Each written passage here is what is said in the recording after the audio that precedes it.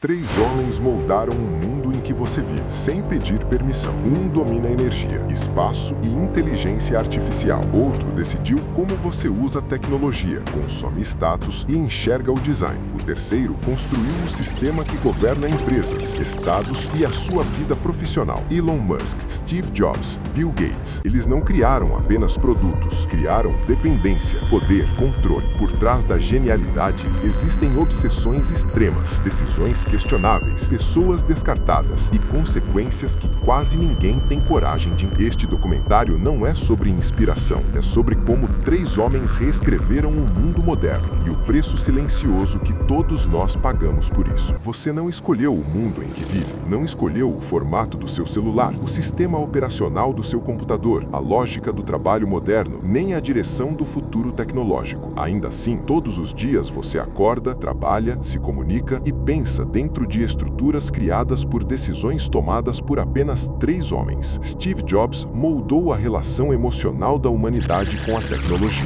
Bill Gates definiu como o planeta inteiro trabalha, produz e se conecta. Elon Musk está tentando decidir como e se a humanidade vai continuar existindo. Este documentário não é sobre sucesso, é sobre obsessão, sobre controle, sobre o preço psicológico de moldar o mundo sem pedir permissão. Porque enquanto você vive dentro do sistema, eles ajudaram a escrevê-lo. Para entender como isso foi possível, precisamos voltar muito antes do sucesso, do dinheiro e da fama. Precisamos voltar à origem do trauma, da ambição e da obsessão que moldaram essas mentes. Nenhum destes homens surgiu do nada. Todos eles são produtos de ambientes específicos, de dores silenciosas e de decisões precoces que redefiniram suas trajetórias. Steve Jobs nasceu em 1955 e foi rejeitado antes mesmo de entender o que era o mundo. Seus pais biológicos o abandonaram. Foi adotado por um casal comum da Califórnia. Embora seus pais adotivos o amassem, a ferida psicológica da rejeição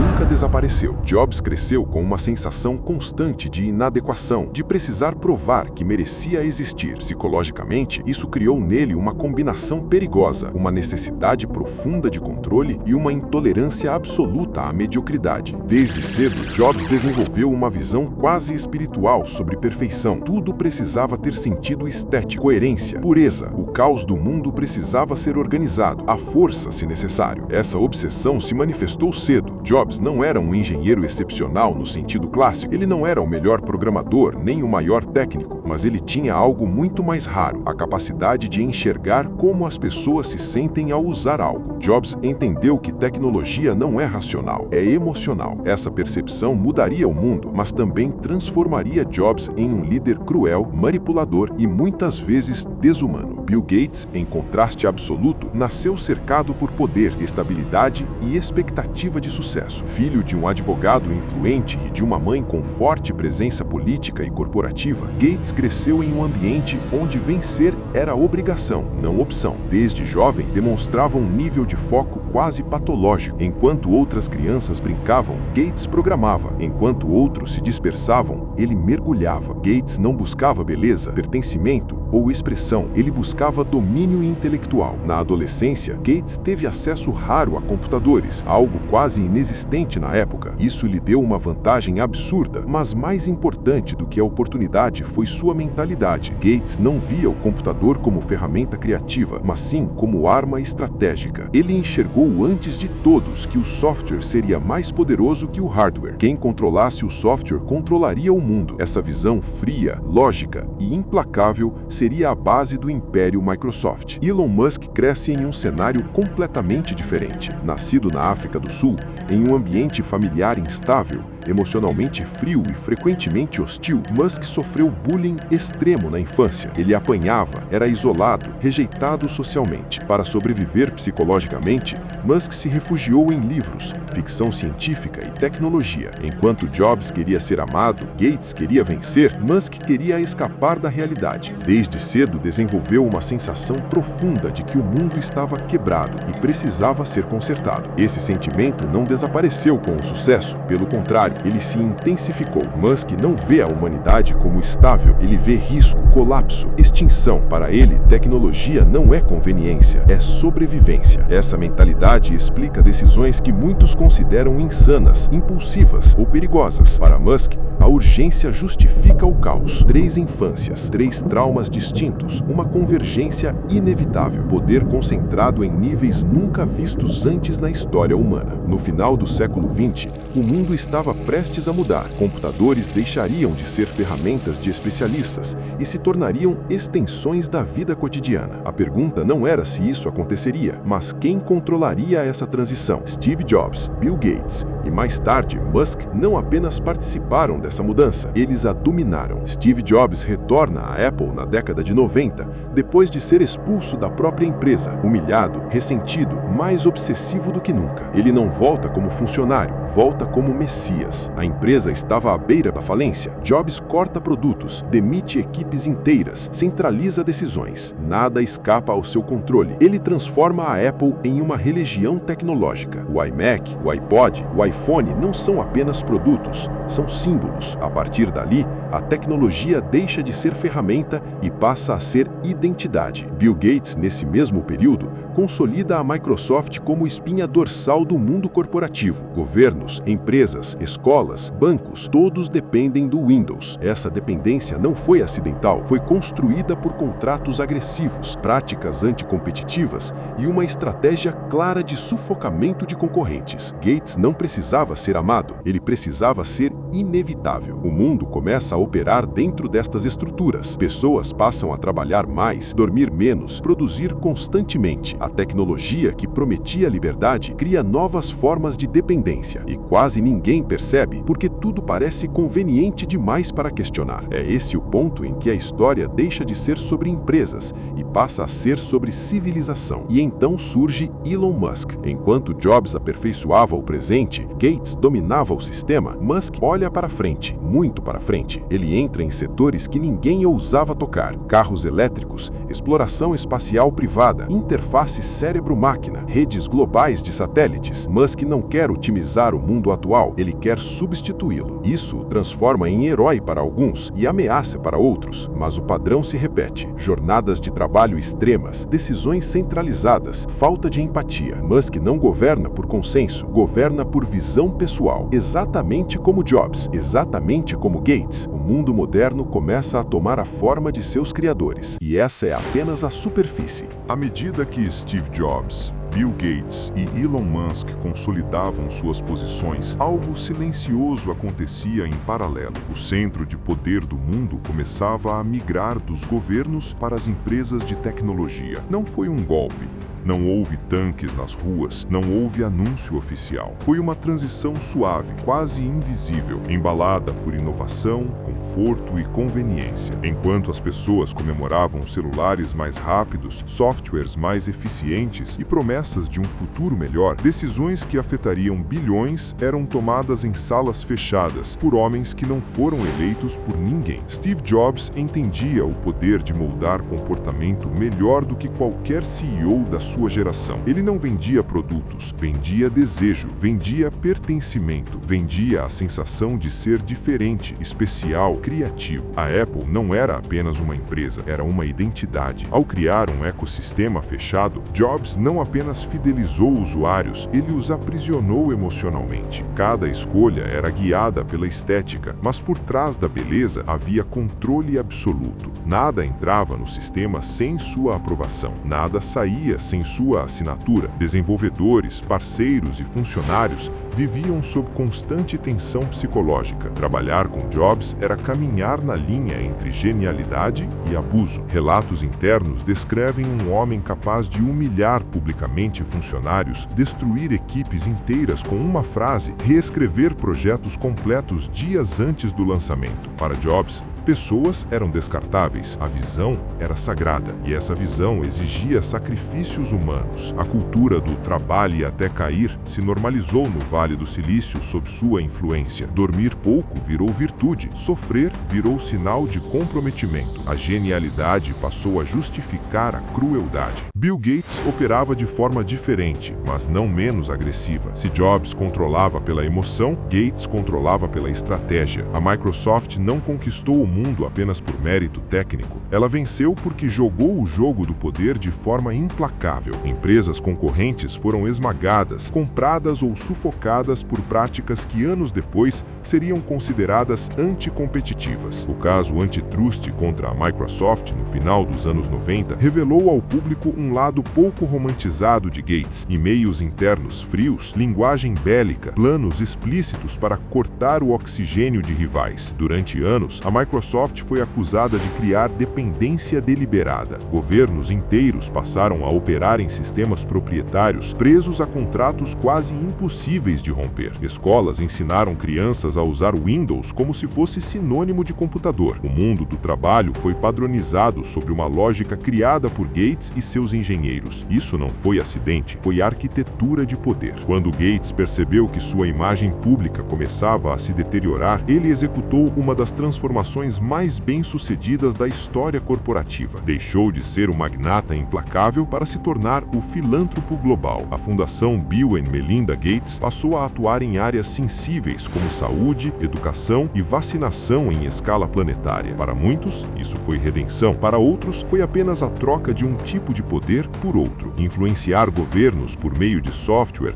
ou por meio de financiamento humanitário produz o mesmo efeito: controle indireto. Elon Musk, por sua vez, nunca tentou suavizar sua imagem. Ele abraçou o caos. Tweets impulsivos, decisões públicas abruptas, conflitos abertos com governos, jornalistas e até com seus próprios funcionários. Musk construiu uma persona que mistura gênio visionário e criança problemática. Mas por trás do comportamento errático existe um padrão claro: centralização absoluta de decisões e intolerância a qualquer forma de oposição interna. Na Tesla, relatos de jornadas exaustivas, demissões sumárias e pressão psicológica extrema são frequentes. Na SpaceX, funcionários descrevem um ambiente onde falhar não é opção, porque falhar pode significar atrasar o futuro da humanidade, segundo a própria narrativa de Musk. Esse tipo de discurso cria um clima quase religioso. Questionar Musk não é apenas discordar de um chefe, é, na lógica interna, colocar a espécie humana em risco. Quando Musk compra o Twitter, a mensagem é clara: ele não quer apenas criar tecnologia, ele quer controlar o fluxo de informação. A plataforma deixa de ser apenas uma rede social e se torna um campo de batalha ideológico. Decisões sobre censura, liberdade de expressão e alcance de conteúdo passam a depender da visão pessoal de um único homem. De novo, não eleito. De novo, não supervisionado. O mundo assiste, dividido entre aplausos e medo. O padrão se repete de forma inquietante. Jobs moldou desejos, Gates moldou sistemas, Musk molda o futuro. E todos fazem isso sem pedir consentimento coletivo. Enquanto isso, as consequências começam a aparecer. A sociedade se torna mais ansiosa, mais dependente, mais fragmentada. A promessa de que a tecnologia libertaria o ser humano dá lugar a uma realidade de hiperconectividade, vigilância constante e perda de autonomia. Pessoas não conseguem mais se concentrar, dormir, pensar sem estímulos digitais. O trabalho invade a vida pessoal, a identidade passa a ser mediada por telas. Nada disso foi planejado como mal absoluto, mas tudo isso foi ignorado como efeito colateral aceitável. Jobs morreu em 2011, deixando um legado ambíguo. Um homem que mudou o mundo, mas que também normalizou uma cultura de exploração criativa.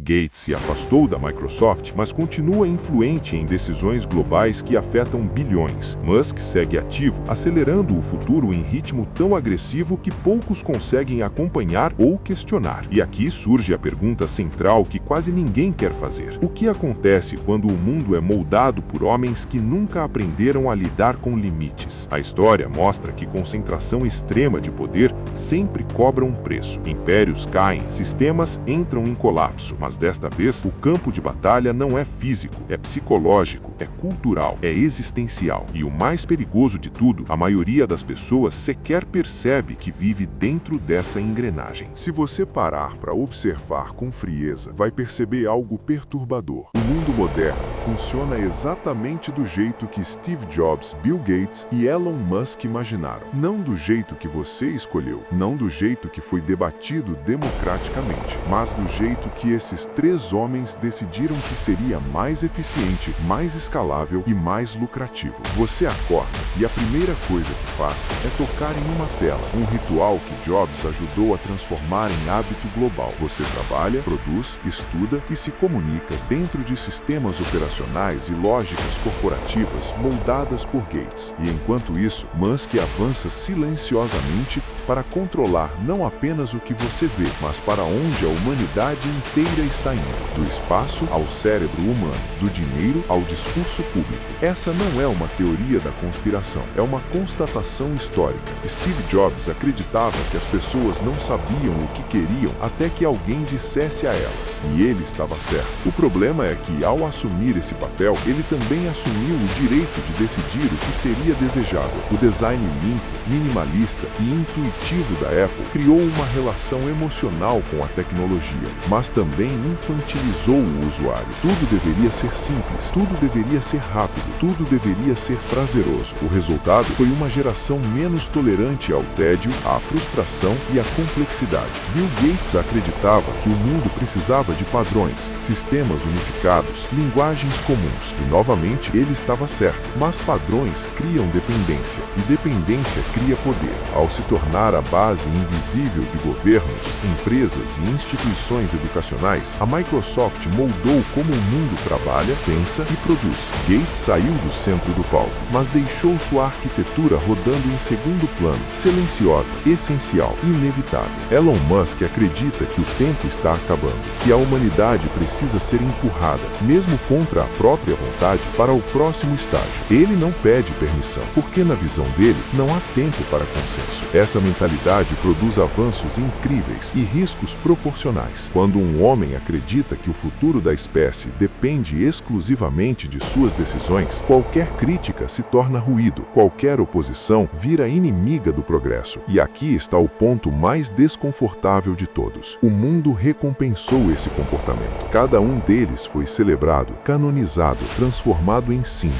Suas falhas foram relativizadas, seus abusos foram justificados, seus erros foram interpretados como excentricidades de gênios. A mensagem implícita é clara: se você for grande o suficiente, tudo será perdoado. Mas toda tecnologia carrega a alma de quem a criou. O perfeccionismo obsessivo de Jobs está nos dispositivos que nos viciam. A frieza lógica de Gates está nos sistemas que reduzem humanos a dados. A urgência quase messiânica de Musk está nas decisões que afetam bilhões sem consulta prévia. A pergunta, então, não é se eles mudaram o mundo.